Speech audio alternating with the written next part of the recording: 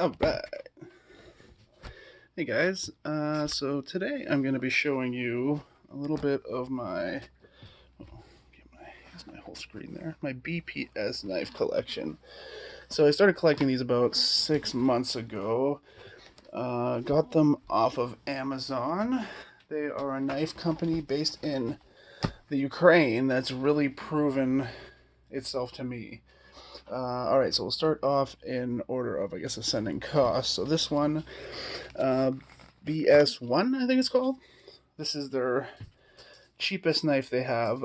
These are all 1066 high carbon Scandinavian grind knives. So I do believe this is a rat tail. Goes probably to about there.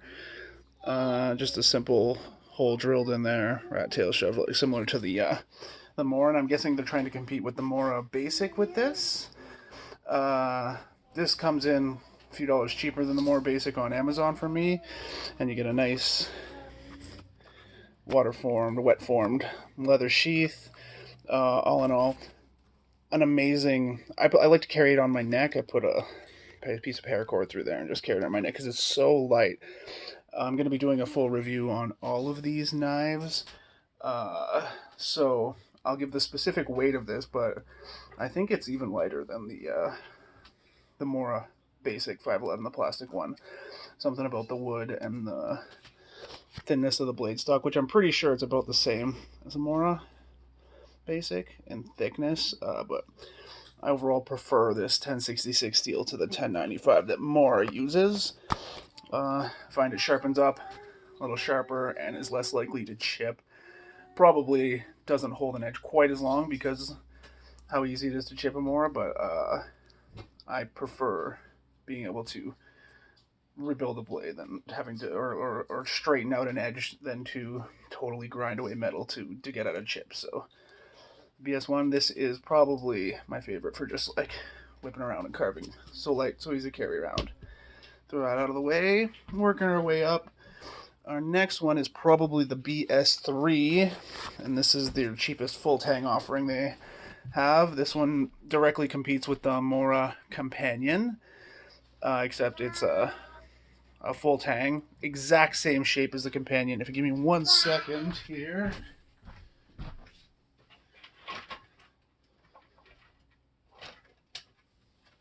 Jesus. So this is this is my Companion HD, and you kind of see the Companion's a little longer as far as the handle, but this one you get a full tang, and the HD is just slightly thicker. You get a little more of a staggered tip there, less of a steep tip. A little easier for carving. I love this for carving, and it can also double as a nice little bushcraft knife because it is full tang, so you can have a little more confidence if you need to baton with it. Keep these out of the way.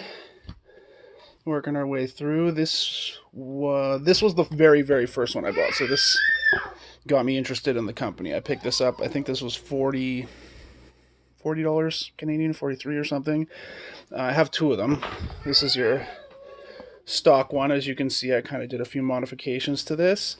This, as far as I know, is a copy of the Benchmade Saddle Mountain Skinner. Looks very similar. Same handle shape, same blade sweep. Nice belly on it. Great skinning knife, great all-around belt knife. I got really large size hands, and the handle almost disappears in my hands, but not too small. Great knife, especially for $40 Canadian. And as when I ordered, I wasn't paying tax on these either. I don't know if they were including the tax in the price, but that may change. And again, working our way through. Actually, we'll go back a little bit to the smaller. This is their cheapest full tang offering, not the Mora Companion. This is the BS1 FDS, I think it's called. About the same thickness as the rat tail tang, but a full tang. I sanded down and stained the scales. Gave it a little bit of a nicer look to it. Had to sharpen it a couple times because I do carry this one. But again, this one the handle's just a little too small for me. Make a great younger person's knife. Sorry, my kid's screaming there. And I plan on probably going to give this to my kid when he's a little older, and I trust him a little more with a knife that is this scary sharp, because this is, all these knives come in at a ridiculous sharpness level. I don't have a way to test that, but man, oh man, like, so I'll go move on to this one. These are the HK5. I have two of them. This one I redid the scales a bit, sanded it down, made it a little smoother, because I find these are a little sharp. Yeah, but this, I find this is the first knife where I really saw how much effort they put into the edge. I knew the edges had a slight convex to them, but this is, like, I'm guessing they punch them or laser cut them or something, and then they machine most of it to keep the cost down, because I can't see this being all hand done at the price they charge. And then you can see where the satin finish goes into the polished edge, just to see how much work they put into the edge. It's sorry about that. I just need to get my kid taken care of there. So yeah, you can see just how nice, how much work they put into that edge. Like, I'm guessing they have a really good machinist there, and he's just finishing all these knives perfectly, because these have no micro bevels on them. They are scary sharp. I'm not gonna shave for you, because I don't even, like, they're just, they shave like better than most of my razors. But I'm not too crazy about the finger grooves in the handle. I was thinking about maybe rehandling these and then just putting a straight handle, and then filling the gap in with something afterwards, and seeing if I can make it, I don't know, different. Because yeah, I'm sure when you're chopping and flinging this thing in the bush with gloves, these finger grooves help lock it in, but it's not something I like to move my hand around my knife a little bit. I like to have a little more freedom, and the finger grooves is just like just telling you to put your fingers there, as opposed to how comfortable it should be, like where your hand wants to lie. It's just telling you where to put it. So love everything about this, except not crazy about the finger grooves. Also, why when I sanded this down, I really broke these edges, and kind of, you can see there's lines there. I went pretty I pulled off quite a bit of wood here to try and give me a little more play with everything. Anyways, HK5, amazing knife. Like, all of these are great in their own ways. So let me just throw these back. And right now you can see the difference in I find with this company, I guess they source their wood and their leather from different places, so you'll get some, like, I'm guessing these are all the exact same shape of taco sheaths. They all fit across. Like, I can take all these out and put them in each other's sheaths. So you see, like, some are tan, some are black with patterns on them, some are black, no patterns, some are purpley, some are, yeah. Like, this one was a very dark brown. Like, when I put the waterproofing on it, almost turned black. And that'll bring me into these two, which I have two of. I have pretty much two of all these knives. Again, exact same knife, but two different orders over the course of 2 months. Sheaths are totally different colors, and so are the scales. I think apparently these are both walnut, but I prefer the look of this scale. I don't know if this is birch or something. I don't know, but they must be using different suppliers, different kinds of wood, whatever's cheapest they can get.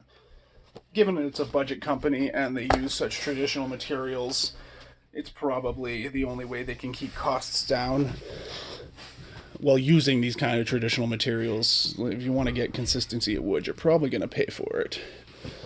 And last but not least is their, I think, like, Condor bush lore. Their take on a Condor bush lore. Again, this is Sorry again there. Yeah, so this is the Condor Bush Lore. Their take on it, I'm guessing. I think they call it the Bush Knife. Yeah, I have yet to really use this one. I just got it in. It was only available on Amazon a couple weeks ago. I'm trying to collect all of the BPS knives. I think there's 2 models that I don't have yet. Yeah, so again, with all these knives, I'm going to be doing a specific review for each one. This is kind of a general overview, so I will get a little more in depth about this one later. Again, 43 Canadian, shipped to your house, and the shipping is so fast. And yeah, another slightly different color sheath. Oh, I did miss one. This is the BPS Adventurer. So this is the exact same blade size as the HK5, but it's non-finger groove. So I like this handle better. It's yeah, exact same length and everything. So yeah, exact same shape as the HK5 in blade shape and size. Just a different handle style. And also, just one more I have to show you.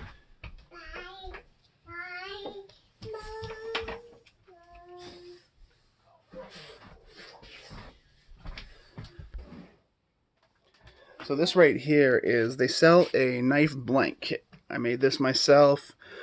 It comes with the blade as well as the collar here, bolster, whatever you want to call it. Same blade shape as this. Just this comes in a rat tail tang. They do sell this knife already done, but they were having a crazy deal. I think they were $25 blanks, and they were 15 or 20 bucks. I paid $5 a blank for a high carbon blank like that. I bought 4 of them. This is a walnut handle with bloodwood accent, I guess you'd call that there, and just as sharp as all of them. If you want to make some nice blanks or nice out of blanks, I highly recommend the BPS ones. They do go on sale every once in a while, so try not to pay a full price, but even at 20 bucks, 25 bucks, it's a really nice blank, especially if you like a slightly larger size blank. Like I know Mora's, they have blanks on Amazon, but they're a little smaller. This is more of a bushcraft style, and if you're good at making rat tail tang knives, you can make it just as strong. You can batten with it if you wanted. And that pretty much goes through all of my collection. Out of all of them, probably my favorite